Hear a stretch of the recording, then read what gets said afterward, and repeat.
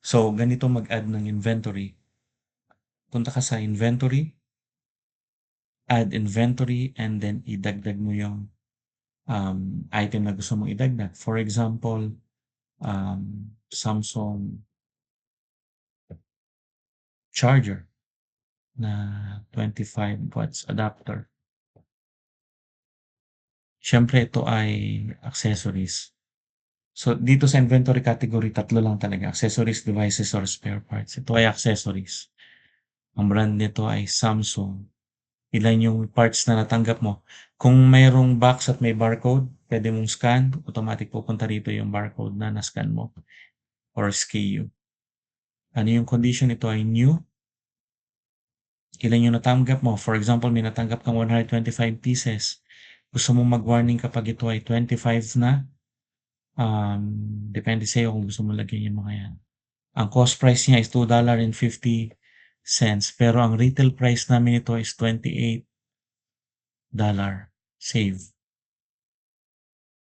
So, ganun lang kadali. Na-add na siya sa inventory list. Saan siya napunta? Ito na siya. So, ito yung barcode. Automatic siya nagkakaroon ng barcode. Ngayon, paano ka magre-restock? Pwede kang mag-restock dito. Kunyari, nagdagdag ka ng 10, add 10, reason, save. Kung gusto mo namang kunyari, nagbilang ka at kulang, so pwede kang mag-decrease. Ilan yung i-decrease mo? 10. Then save. So, balik ulit siya sa 125. Kung gusto mong i-print yung barcode nito para mailagay mo sa plastic, pwede mo siyang ma-print. So, paano mo siya ibebenta sa harap? Yung barcode na sinabi ko kanina, kapag may barcode ka, yan yun.